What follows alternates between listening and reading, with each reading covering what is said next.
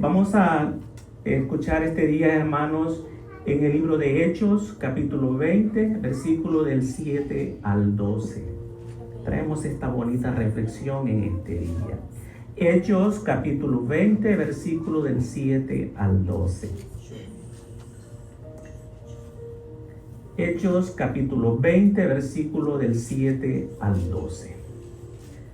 Y su bendita palabra, hermanos, la leemos en el nombre del Padre, del Hijo y del Espíritu Santo. Amén. El primer día de la semana, reunidos los discípulos para partir el pan, Pablo les enseñaba, habiendo de salir al día siguiente, y alargó el discurso hasta la medianoche. Y había muchas lámparas en el aposento alto, donde estaban reunidos.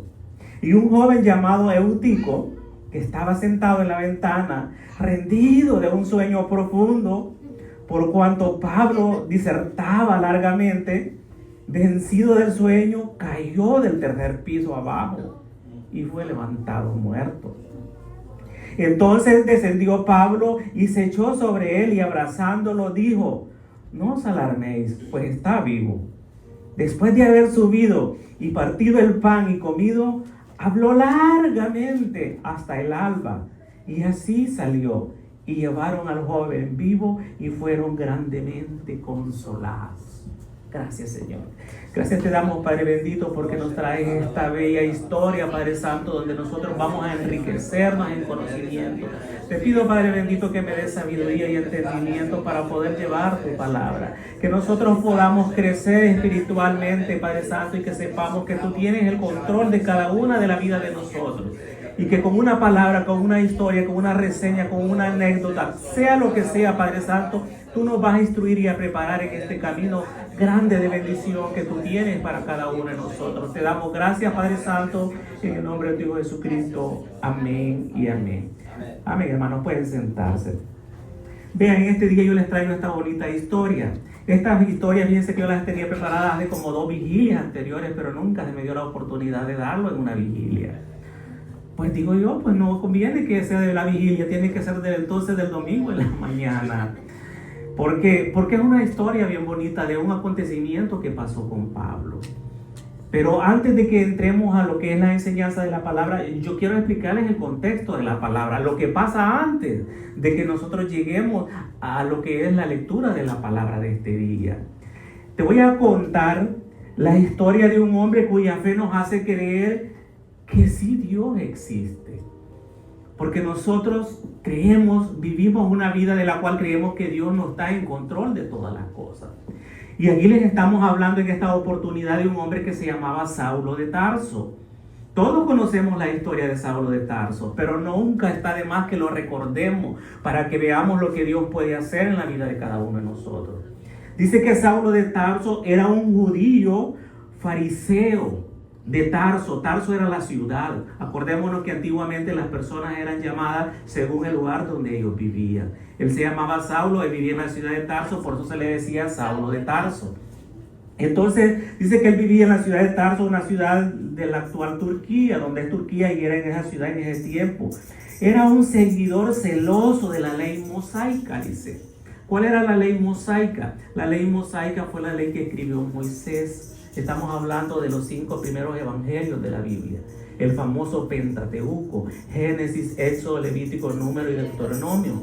Esos son los libros que predominan ahora en el pueblo judío. Entonces nosotros podemos ver, hermanos, de que él era, pero un seguidor fiel y celoso a esa ley. Quería que esa ley se cumpliera tal como estaba escrita. Porque la ley antigua así fue escrita y se cumplía al pie de la letra tal como se decía. Imagínense, muchos de nosotros si tuviéramos ese tiempo ya no existiéramos, ¿verdad? Porque tenemos tantos horrores que cometemos actualmente y que lo hacemos pasar como algo normal. Y no es así. Dice que Saulo de Tarso, él veía que esa ley tenía que cumplirse tal como estaba escrita. Porque si Dios Padre dijo esta ley tiene que cumplirse, se escribió es porque tiene que cumplirse.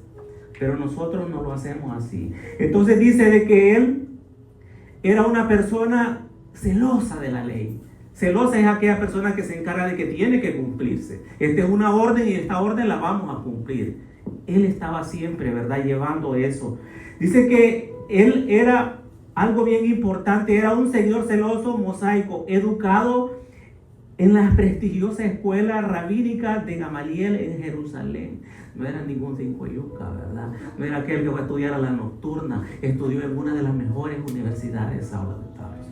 Como quien dice, estudió en la Universidad de Harvard, que es tan famosa que, o llámele otra universidad famosa que exista. En esa universidad donde fue a estudiar Saulo de Tarso. Porque dice que la familia de Saulo era una gente adinerada. Tenían mucho dinero la familia de él. Y lo mandaron a los mejores colegios para que él se educara. Se dedicaba a perseguir a los cristianos, hermanos.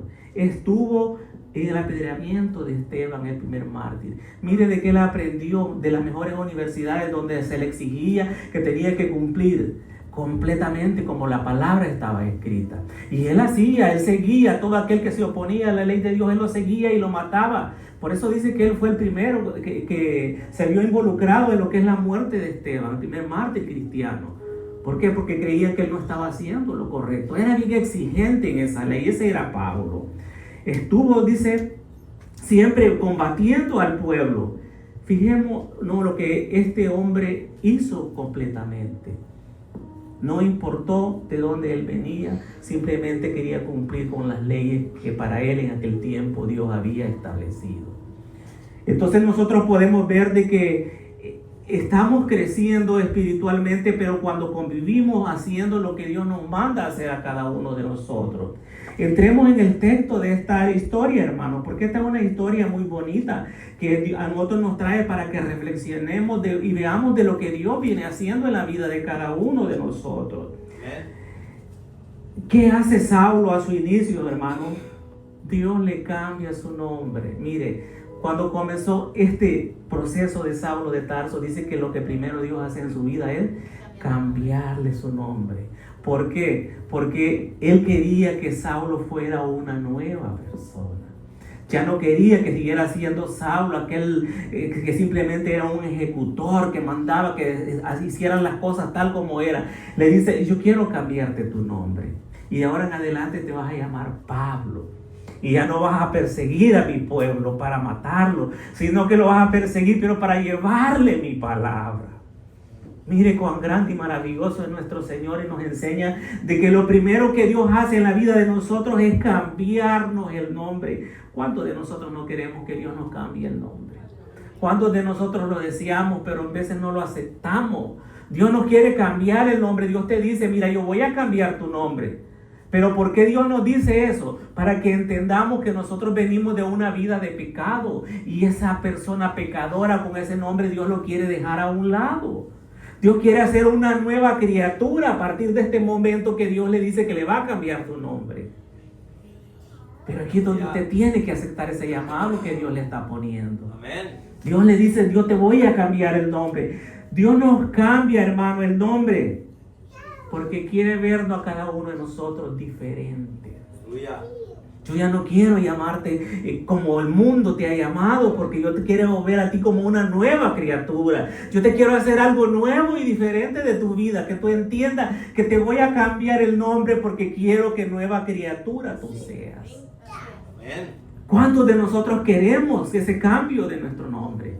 Pero estamos dispuestos a vivir con el cambio de nombre. Algunos no, ¿verdad? Algunos queremos que nos cambie el nombre nuestro Señor, pero no queremos cambiar nuestro corazón. Queremos seguir siempre con la maldad interna. Y Dios no quiere eso. Dios te está diciendo, si te voy a cambiar tu nombre, te voy a cambiar completito. Yo te voy a cambiar tu nombre, pero tú vas a comenzar a partir de este momento a cambiar tu forma de ser. Tú tienes que tomar ese nacimiento interno y demostrar al mundo que tú ya no eres el mismo que juzgó atrás. Tú ya no sos ese Saulo de Tarso. Tú ya vas a ser un Pablo diferente. Entonces tú vas a hacer las cosas diferentes. Gloria a Dios. ¿Y a quién vas a agradar? Al mundo. No, Dios nunca te va a valorar lo que tú haces. Vas a valorarte a ti mismo, porque tú vas a llenar esos cimientos donde tú vas a decir, yo soy diferente. Mi corazón siente que necesita este cambio, pero yo lo voy a vivir, lo voy a sentir. ¿Es fácil? No, no es fácil. Somos duros de corazón. Dígame a mí, yo tengo un corazón un poquito duro todavía y perdónenme, hermanos. Pero yo ahí estoy en ese proceso de quererme cambiar el nombre. Ahí está Dios batallando conmigo, queriéndome cambiar el nombre. A mí hasta las malas miradas me perjudican. Todavía tengo ese ego interno. Pero Dios está trabajando conmigo. Y hay momentos de la vida que yo me pongo a hacer un análisis yo mismo solo con Dios. Porque acuérdense que cuando nosotros hacemos un análisis decimos que estoy hablando yo solo. No, no está hablando usted solo. Usted está hablando con Dios.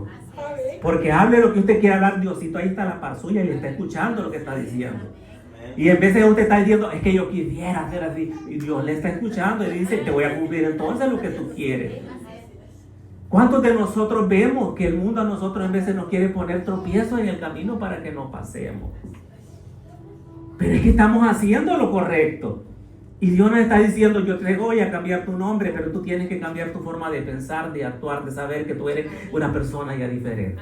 Que a ti ninguna basura te va a ensuciar, porque yo te he puesto nueva vestidura, porque yo estoy haciendo de ti una persona nueva y diferente, donde no habrá tempestad, no habrá maldad, no habrá odio, resentimiento, nada que perjudique, porque tú eres una nueva persona que yo estoy confiando en ti.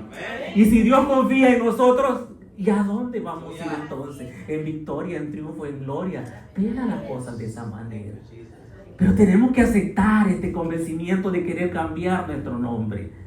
Porque el mundo no podrá cambiar el nombre. Pongan los títulos que nosotros quieran y en vez de nosotros nos envanecemos con los títulos que nos ponen. Y nuestro corazón en vez se nos hace un poquito más duro, más fantasioso, más imaginador. Y ahí es donde Dios dice, yo te cambié tu nombre. Ahora tú dime qué es lo que tú has cambiado.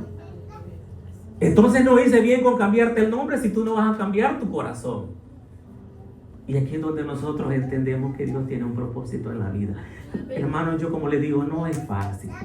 Hay momentos que nosotros tenemos que tragarnos tragos amargos en la vida para poder seguir adelante. Dice que Jesucristo cuando estaba en la Santa Cena que celebraron con la copa del cáliz no era simplemente vino. Dice que habían exprimido hierbas amargas dentro del vino. Y así lo tomaron, dice en la Santa Cena. No era de diversión, no estaban borrachos. Era una copa de sacrificio, era amargo, dice. En la copa que celebraron la Santa Cena iban hierbas amargas, porque tenían que tomársela y demostrar un sacrificio que estaban haciendo ellos. Que no todo iba a ser dulce de lo que iban a recibir en la vida. Que a pasar de ese momento de llevarle el evangelio, iban a haber tragos amargos que nosotros teníamos que pasar. Pero que teníamos que tener preparado este cuerpo para llevar esa amargura y convertirla en dulzura por medio del Espíritu Santo, que es el que nos fortalece, que nos cubre, que nos da a nosotros ese discernimiento nuevo que nos hace nuevas criaturas. Hermanos, Dios nos invita a que nosotros tomemos conciencia, que tenemos que comenzar a cambiar, que nuestro corazón tiene que cambiar principalmente. Dice Dios, yo voy a cambiar tu nombre. Ahora diga, yo contigo voy a cambiar mi corazón. Y hagámoslo, por poquito. No vamos a cambiar de la noche a la mañana, mentira, que nos vamos a echar 5 o 10 años y hasta que Dios venga y Dios todavía nos va a hallar con ciertas cositas, pero nos las va a venir a quitar al final cuando nosotros estemos en la presencia de Él. Pero tenemos que tener la voluntad de comenzar a sentir ese cambio, hermano. Los cambios que nosotros debemos de presenciar, hermanos, sabemos que en veces nosotros decimos, es que Dios me ha hecho nueva criatura, voy a cambiar. Y entonces voy a cambiar mi vestimenta para ir a la iglesia. Voy a ir con mis vestidos elegantes para que miren que yo soy cristiano, que yo soy... No, si la ropa no hace la diferencia. Acuérdese que Dios lo que escudriña es el corazón de cada uno de nosotros. Usted me podrá venir con ropas aparentemente finísimas a la iglesia, pero si en su corazón no hay una limpieza, eso es nada. Acordémonos que Dios lo que escudriña es el corazón de cada uno de nosotros. ¿Por qué dice eso Dios? Porque Él sabe que lo que nosotros hagamos es vanidad, en vez de apariencia. En vez de porque me miren los hermanos como yo voy y tu corazón como lo traes. Pues. No es más importante que traigas un corazón limpio y que se lo digas a mi Padre. Padre, mírame mi corazón como yo lo traigo ahora. Es que en realidad mi corazón está sanando. Tú me estás dando sanidad, me estás dando palabras que van a edificar mi vida. Y eso es lo que Dios va a tomar en cuenta. Usted deje lo demás. Dice que nosotros no vamos a actuar por apariencia, sino por convencimiento de que estamos haciendo lo correcto. Eso es, hermanos, lo que Dios quiere. Y entonces veamos lo que nosotros decimos. En primer lugar, al estar hablando de Pablo, estamos hablando de un cambio. Y aquí continuamos con la enseñanza. Sabemos que comienza a partir de ese momento que el nombre le fue cambiado a Saulo por Pablo. Ahí comienza el ministerio de él. Desde este momento le dijo Dios: tú ya no vas a ser Saulo de Tarso, ahora vas a ser Pablo. Pero como Pablo ya no vas a perseguir al pueblo para matarlo, sino para llevarle palabra de vida eterna. Y comienza Pablo, dice, en ese peregrinar, y comenzó a las diferentes ciudades que él había atacado y destruido anteriormente, a llevar la palabra del evangelio. ¿Y qué pasa? Cuando veían que venía ese representante romano que antes los estuvo persiguiendo para matarlo, y cuando lo veían todos se impresionaban: ahí viene Saulo de nuevo a matarlo. Y ya Saulo había tenido la visión, ya era Pablo, iba como Pablo, pero la gente tenía un mal concepto de él, porque anteriormente no los había tratado bien. ¿Y ustedes creen que los recibían con los brazos abiertos? No, si se escondían. Se escondían y se apartaban de él, porque decían: no, ahí vienen a matarlos otra vez, escondámoslo. Y dice que Pablo, él quería cambiar, él ya había cambiado, porque él estaba en ese proceso que yo les digo a ustedes que tenemos que llevar el corazón. Ya no haber resentimiento, odio, sino que amor y compasión por el prójimo. Pero reemplazar esas áreas es difícil. Y Pablo ahí estaba en esa lucha. Yo vengo con la palabra de mi Padre, porque Dios dice que ustedes van a ser salvos. No le creía, viene a matarlo, viene, ¿verdad? Dice que esa fue una de las batallas y de las luchas más grandes que tuvo Pablo, porque nadie creía en la palabra de él, porque anteriormente él había sido destructor. Y pasar en ese proceso de cambio de vida, ahí es donde el pueblo no creía completamente. ¿Y cómo va a ser ¿verdad? Que es arrepentido? Hermanos, todo el pueblo a nosotros nos critica igual. Pero Pablo dejó de seguir lo que Dios le había puesto. No, él se dejó en esa lucha constante. Dios nos invita a nosotros, hermanos, que continuemos. Que hay momentos en la vida que nosotros no hemos sido la moneda más bonita, relumbrante para el mundo, y va a haber momentos que vamos a llegar a ese mismo lugar donde los han despreciado y los van a seguir despreciando. Pero usted continúe con esa lucha que Dios ha puesto en su corazón. Dios le ha dicho: tú eres diferente, yo voy a estar contigo. No va a haber odio ni desprecio ni nadie que te margine, porque yo voy a estar contigo. Aquella persona que te odie, que te reproche, a mí lo está haciendo, y deja que mía es la venganza, dice el Señor. Deja. Dios no es vengativo, hermano. Lo que pasa es que Dios les hace reflexionar a las personas. No es crea que Dios va a ir con el machete, ¿verdad?, a volarle la cabeza a aquel que le hizo daño a usted, sino que Él va a llegar un momento que lo va a tocar, y donde Él va a clamar el día de mañana por usted. Con alguna enfermedad, con alguna otra cosa. No es que Dios sea vengativo. Habemos mucho que decimos, ¿verdad? Acordémonos que cuando pasó el tiempo decía, cuando nos peleamos con alguien, ¿verdad? Espérate que con Dios la vas a pagar, ¿verdad? Un dicho tan famoso que nosotros mantuvimos y creíamos pues de la verdad, ¿verdad? Y hasta le llorábamos a Dios: Diosito, que mira que fulano me hizo mal, matalo, dale una enfermedad. Y nosotros sentíamos ese odio en nuestro corazón. ¿Usted cree que Dios, con ese odio en el corazón, nos iba a escuchar? Si Dios quiere que esos pecados los hagamos a un lado, ¿por qué nos va a estar fortaleciendo a nosotros en eso? Entonces, ¿dónde está ese cambio que tú estás haciendo? ¿Dónde está el cambio de nombre que tú llevas? Deja a Dios de mí la venganza, déjalo. Como quien dice, olvídate ya de eso. Eso es pasado, tú no tienes que ver ya en eso. Yo tengo nuevos propósitos en tu vida, yo estoy cambiando a ti para algo mejor. Deja esas cosas que no te van a hacer nada bueno a ti. Continúa en lo que yo te tengo preparado. Y Saulo continuó, Pablo continuó con las enseñanzas y luchó. Dice que él entró una sed, mire, pero grande por llevar la palabra donde sea. ¿Cuántos de nosotros nos hemos encontrado en momentos que en la vida no podemos hacer algo, pero que cuando lo venimos a hacer nos agarra aquella necesidad de seguirlo haciendo y haciendo? Fíjense que yo, como les comentaba anteriormente, cuando yo comencé mis estudios, llegué a una etapa cuando yo saqué mi bachillerato. Yo ahí terminé mis estudios y llegué a la casa y yo le dije en la casa a mi mamá: yo ya no quiero seguir estudiando. Y mi mamá: pues ya no digas, es tu problema. Ya sabes leer y escribir, que es lo más importante. Si no te ayudé con bachillerato, mucho menos te voy a ayudar en una universidad. Y veo cosas tuyas. Y yo feliz de la vida. Agarré calle suelta. Anduve como 4 o 5 años en la calle sin hacer nada. Feliz de la vida. Tenía mi hermana de crianza en la capital y yo ahora le hablaba, Robert, fíjate que yo quiero ir donde vos. Sí, venite, me decía que ella nunca me despreció, mire, como una hermana de crianza. Venite para acá. Allá me iba yo para la capital, andaba allá en los buses. Me voy para la casa, te llevo aquí, te llevo allá. Y anduve así, mire.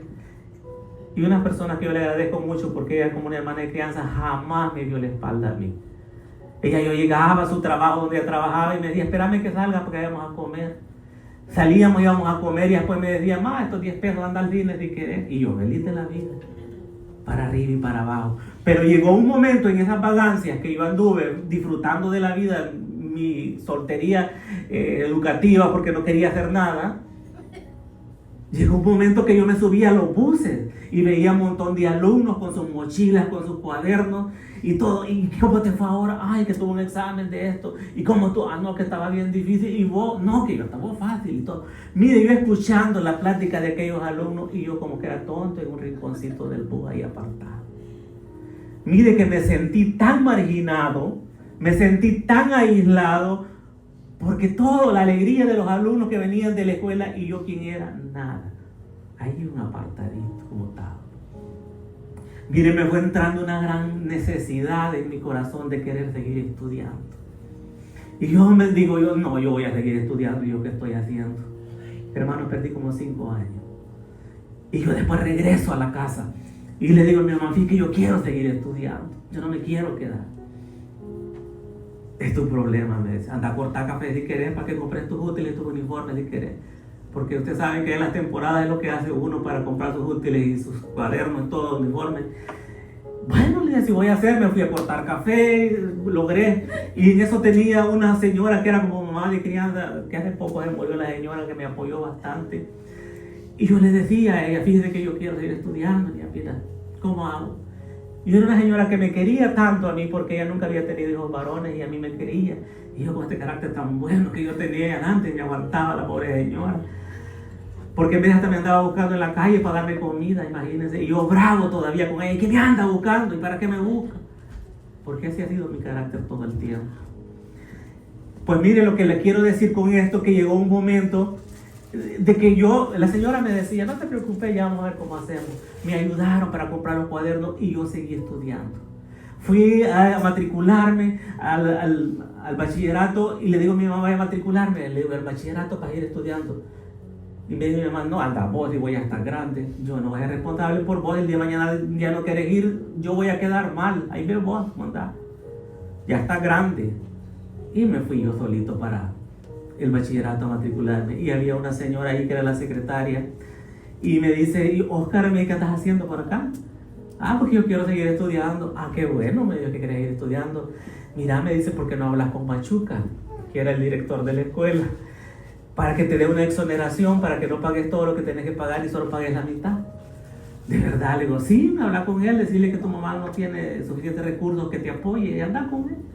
Vaya pues, le dije yo. Y yo fui, hablé con el director y le dije, mire, yo soy una persona pobre, quiero que me pueda apoyar en esto. Y el señor lo que me dijo, sí, yo te voy a apoyar. Solo vas a pagar la mitad, te voy a dar una exoneración, pero eso sí, una materia no me la vayas a dejar. No me tenés que dejar ninguna materia porque entonces perdés en una media beca que me habían dado. No, le dije yo. Lo que fue duro para mí, que cuando el primer trimestre que comencé eran 14 materias las que llevaba. Y qué difícil, porque yo de 6 materias que llevaba, principalmente las básicas, llevar 14 y comenzar un proceso donde había tenido 5 años haraganeando sin hacer nada, sin tocar ningún cuaderno. Y yo comencé, mire, el primer trimestre dejé una materia, la más famosa de matemáticas. De ahí el próximo la nivelé y de ahí, mire, me fue entrando una gran necesidad, pero tan grande de seguir estudiando, que yo saqué mi bachillerato, gracias a Dios, y con las mejores notas.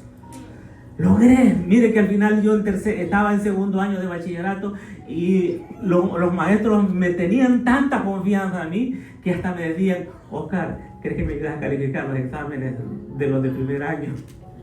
Y yo en segundo año ni les ayudaba, y yo les decía, ¿y yo cómo voy a ayudarle a hacer esto? Si esto ya lo vimos el año pasado, digo, ya a ver cómo es. Vale, según vos creas conveniente. Si esto ya lo sabes vos, Mire qué confianza me tenían los profesores. Me daban los rollos de papeleta de todos los trimestres, de todos los primeros años. Y yo en la casa calificando. Mire cómo Dios me iba preparando. Yo en segundo año de bachillerato. Y calificaba todos los rollos, hacía unos cuadros, rayas, sacaba todas las notas. Y yo después de las tallas, aquí está. Otro día se las llevaba. Y ya las hiciste. Sí, aquí están. Y otro día iba a examen todavía de otras materias. No, no te preocupes, me dije, ¿por qué le diste tan rápido? No, porque yo quería hacerlo rapidito. ¿Qué les quiero decir con esto? Mire, para no alargar, porque si yo les cuento esa historia hasta que llegué a la universidad no terminamos. Lo que yo les quiero decir, que a mí me entró una gran necesidad por el tiempo que yo había perdido, que yo nunca sentía que lo complementaba. Yo estudié después de la universidad, me fui a estudiar mi profesorado y llegué a un momento de que comencé en la Universidad Nacional. Estudié solo 2 años en la Universidad Nacional porque yo quería trabajar. Y me dieron oportunidad de trabajar antes de graduarme de maestro. Hubieron personas que confiaron y me dijeron, mira, Oscar, te vamos a conseguir, ¿querés trabajar? Pues claro, si yo por eso estoy estudiando porque yo quiero trabajar. Te vamos a dar la oportunidad, te vamos a mandar a un lugar bien lejos que casi nadie quiere ir a ese lugar. Pero no lo vayas a dejar. Y eso sí, no vayas a decir ahí que no sos maestro, porque entonces nos vas a hacer quedar mal a nosotros. Vos decís que sos maestro desde que llegué. Vaya pues, le dije. Y me mandaron, mire, a un lugar tan lejos, tan lejos. Y ahí es donde es hermana Mirna. Que es ahí donde yo comencé a trabajar, donde vivía hermana Mirna. De allí, mire, yo comencé, ¿qué fue lo que hice? Como yo no me había graduado todavía, entonces continué yendo a la universidad los fines de semana. Me cambié de universidad, me pasé a la Universidad Francisco Gavidia y allí terminé mi universidad los fines de semana, sábado y domingo. Ahí me gradué como maestro. ¿Qué pasó? Me gradué como maestro y yo feliz porque ya tenía, bueno, ya estaba trabajando. Mire cómo obra Dios en la vida de nosotros cuando nos trae los cambios. Fíjense que cuando yo estaba estudiando en la universidad, en la Francisco Gavidia, los maestros que yo tenía trabajaban en el Ministerio de Educación. Y en las últimas materias ellos me las quitaron, no las cursé en la universidad. Porque me dijeron, por ejemplo, aquí en la universidad tú tienes que cursar una materia que se llama práctica docente. ¿Y tú para qué quieres práctica docente si ya estás trabajando? ¿Qué más práctica la tuya? Ahí solo me pusieron la nota porque ellos ya vieron que yo estaba trabajando, no necesitaba eso. Pero para cerrarles lo mío, quiero decirles de que cuando yo terminé como maestro, yo quise seguir estudiando porque sentí que el tiempo todavía no lo había cumplido. Ese espacio que a mí me quedó donde yo lo perdí, lo quería recuperar y no lo pude recuperar. Yo después de que saqué mi profesorado, yo quise seguir estudiando y comencé la carrera para abogado. Quise estudiar para abogado, pero ya no me dio el tiempo porque las clases eran los domingos en la tarde y yo en la tarde me tocaba viajar para el cantón donde trabajaba. Hermano, ¿qué les quiero decir con esto? No es de mí que les estoy hablando en esta prédica. Lo que sí yo quiero es que entiendan que cuando Dios tiene propósitos en la vida de nosotros, Él sabe que nos va a llevar con esos cambios que nosotros queremos hacer, pero tenemos que poner algo de nuestra parte. Porque no existe simplemente la voluntad en su corazón. También necesita que usted ponga algo de su parte. En lo mismo estamos en la palabra de Dios. Queremos nosotros ser salvos, cambiar nuestra vida, que Dios nos cambie el nombre, pero tenemos que buscar esos cambios internos en nosotros. Tratemos la manera de recuperar como Pablo. Él dijo, yo he destruido mucha gente y yo quiero cambiar la vida de ellos. Que sepan que hay alguien que les va a perdonar la vida y que tiene algo mejor para él. Que no sea simplemente a este ejecutor que viene a destruirlos. Porque eso era Pablo. Y él ahí anduvo constante. Nosotros vemos desde el libro de Romanos toda la enseñanza que Pablo trae. Por todos los diferentes lugares donde él anduvo con la palabra. ¿Por qué? Porque él quería enmendar todos los errores que en el pasado había hecho. Yo le pregunto cuántos errores usted tiene en su pasado. ¿Quiere enmendarlo? Póngase de la mano con el Señor. Pídale que le dé dirección en su vida para que usted pueda hacer lo correcto. Y créame que Dios no lo va a dejar a un lado. Dios le va a dar ese fortalecimiento, hermanos. Y creamos que siempre nosotros, cuando estamos obrando con el Señor, todas las cosas nos van a ir bien. Ese es el cambio que Dios quiere en tu vida. Ese es el cambio que quiere ver, que te va a cambiar tu nombre, pero tú tienes que cambiar tu imagen, tu presentación, tu forma de ser. Tu corazón tienes que limpiarlo. Tienes que tratar la manera de llevar sanidad.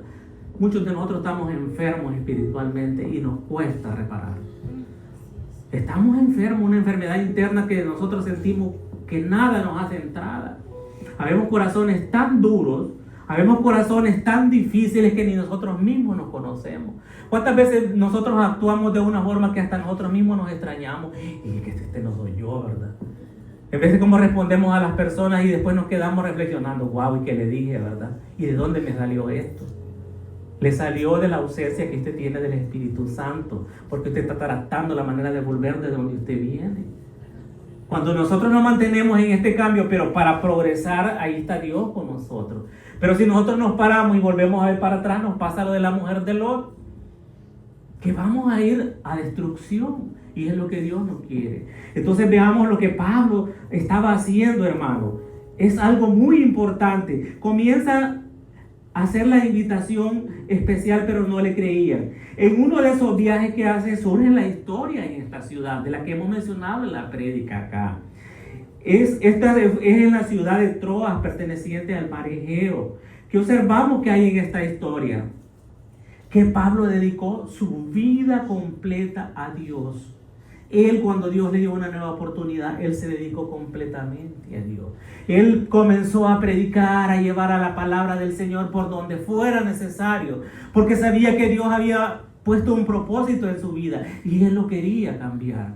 ¿Cuántas veces se retractó Pablo de las cosas que hizo Dios en su vida? Nunca, porque desde que Dios le cambió su nombre siempre fue ir en lucha, en lucha. Miren, hagamos una comparación como era Pablo. Yo les digo, él era un hijo de personas adineradas. Los padres tenían mucho dinero, los mandaron a los mejores colegios. ¿Y qué fue lo que él hizo? Dejó todo eso a un lado para comenzar a convertirse las personas, a llevar la palabra del Señor, a enseñarles a las personas que existe un Dios de humildad, un Dios de amor, un Dios de gracia, un Dios benevolente que hace la diferencia, que el mundo no puede hacer, que el dinero no le puede hacer, que las apariencias no le pueden llevar a ningún lugar donde no esté la presencia de Dios. Eso es lo que hace, hermano. Pablo le dedicó la vida completa desde el momento que Dios le cambió su nombre. Fue un nuevo renacer en su vida, un cambio. ¿Cuántos de nosotros aquí en la iglesia hablamos de un renacer, de un cambio? En vez de decimos, sí, qué bonito, sí, oye, pero no queremos agarrar esa responsabilidad que conlleva ese cambio. Se oye bonito y todos queremos estar en la cúspide, pero para llegar ahí hay que caminar, hay que pasar tropiezos. No los vamos a tirar de un solo como columpio y para arriba, ¿verdad? No, hay gradas donde nosotros vamos a ir subiendo poco a poco. Hay que subir peldaño, como dice la alabanza, ¿verdad? Hay que escalar los peldaños para llegar a la presencia del Señor. ¿Y saben por qué es necesario subir peldaños? Porque eso es lo que a nosotros nos da firmeza, nos da fuerza, nos da seguridad y estabilidad. Porque si nosotros vamos de un solo lugar, no aprendemos nada en el camino. Y eso es lo que Dios nos enseña a nosotros, que el renacer es cambiar nuevamente. Saber que si Dios nos está diciendo que viene un cambio es porque lo tiene y es porque lo podemos hacer. ¿Cuántas de nosotros personas nos quieren menospreciar por lo que nosotros somos? Pablo dice, yo vengo de un lugar donde yo tuve dinero y a mí las apariencias ahora ya no me interesan. Mi familia me educó en los mejores colegios y no por eso yo voy a dejar de buscar a un Dios vivo que me da esperanza y nueva vida. ¿Qué nosotros vamos a tener más que Saulo de Tarso si ellos eran grandes adinerados, su familia? Imaginen los papás cómo actuarían, ¿verdad? Cuando su hijo dejó de estar en esa comodidad a andar en el desierto caminando hasta descalzo con su ropa sucia, pero con el convencimiento en su corazón de que esa apariencia para el mundo no era gran cosa porque la relación que tenía con Dios era grande. Él sabía que le debía. Hermanos, cuando nosotros reconocemos que hemos hecho algo negativo y que lo reconocemos, ahí es donde Dios se fortalece con nosotros.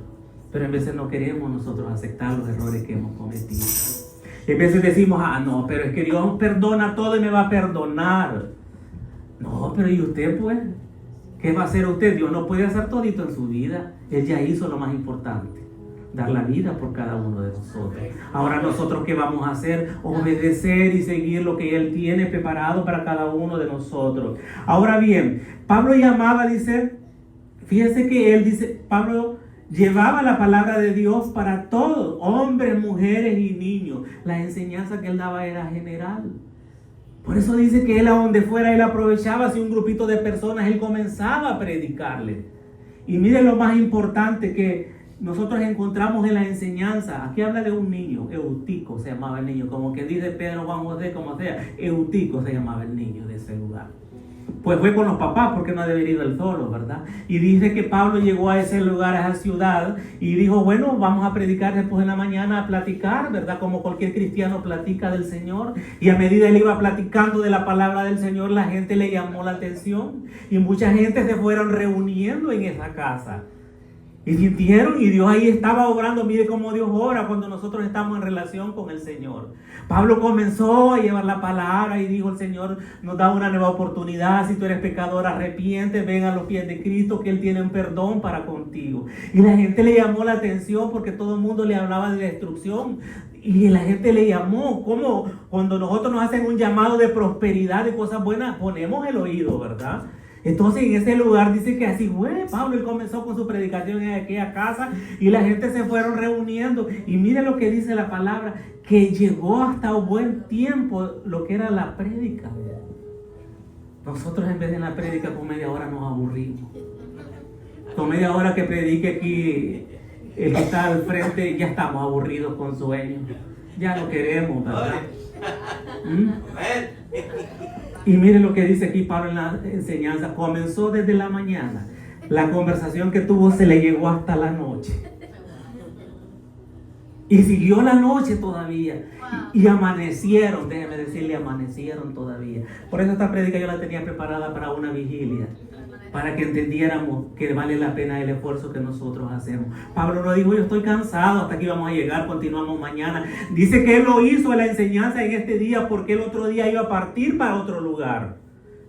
Y él vio el interés de la gente en ese lugar, en ese momento, y dijo, pues vamos a llevar la palabra de Dios. Esta gente está sedienta de saber de lo que Dios tiene para ellos. Y comenzó, él dice, la enseñanza acá. Comenzó, dice, a llevar la palabra. Comenzó, dice, y se extendió, dice, el tiempo. Y hasta llegó a la noche. Y la casa, miren que era de 3 pisos, dice que era la casa. Y la gente iba llegando. Y yo no sé cómo, pero sacaron pan y café y todo. Y esto va a lo largo, dijeron, ¿verdad? Pero aquí esto está bonito. Y siguieron gozándose con la palabra del Señor. Amén. Y llegó un momento que la enseñanza dice que este joven Eutico, como los niños, como son un poco traviesos y zarcetos, ¿verdad? Aquellos que creen que Dios, que no le dan importancia, pues. Ellos no conocen de la palabra del Señor, pero Dios ya los está tocando. Mire, este niño de chiquito no le ponía importancia, pero mire el milagro que Dios hizo en su vida en este día. Dice que el niño se fue para el 3er piso, se recostó ahí en una ventanita, dice, y ya se estaba durmiendo de las grandes prédicas que estaba haciendo el apóstol Pablo. Y en una de esas se fue para abajo y cayó, dice, en un 3er piso. Y cayó hasta abajo y entonces paró la predicación y fueron a ver rapidito. ¿Y qué pasó aquí? Eutico se cayó, ¿verdad? Y salen corriendo para ver todo. El niño estaba muerto porque cayó de un 3er piso, dice la palabra.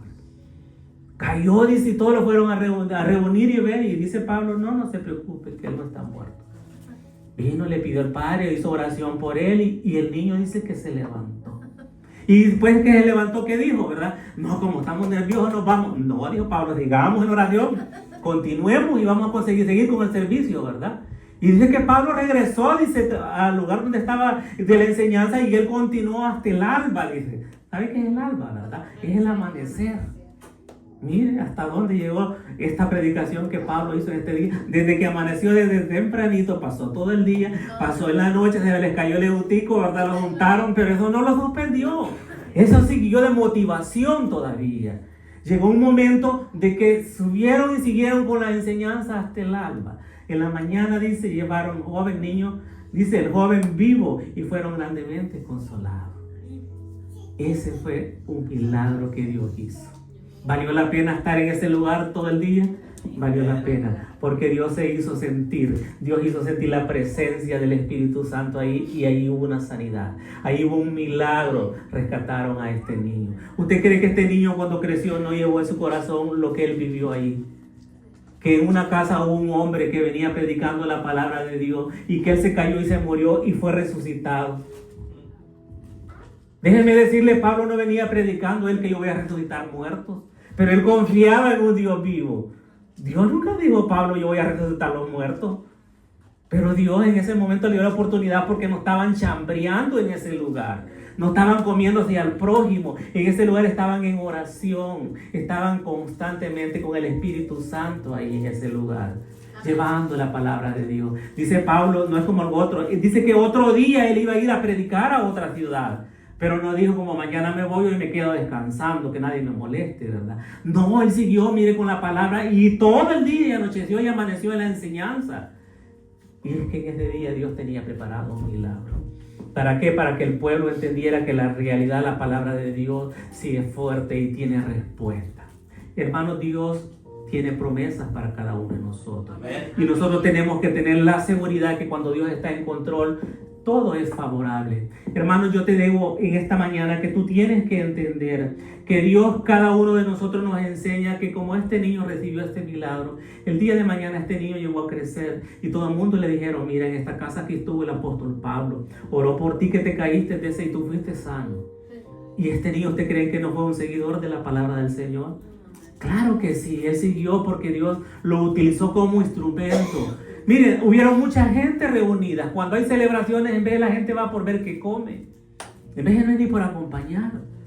Pero en ese momento Dios les quiso enseñar que allí Él estaba honrando esa casa y que de esa casa iban a salir milagros y cosas prodigiosas.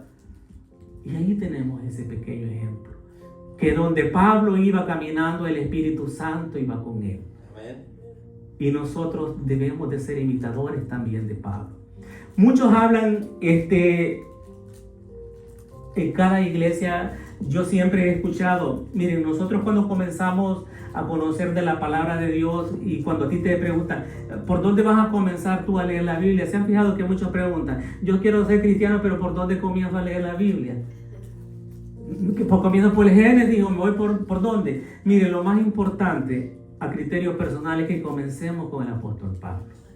¿Por qué? Porque él fue una de las personas que Dios le dio un cambio especial en su vida. Cuando usted entienda que puede ser como Pablo, tener ese cambio en su vida, ahí usted está listo para comenzar con la evangelización. Y el resto Dios le va a ir abriendo camino.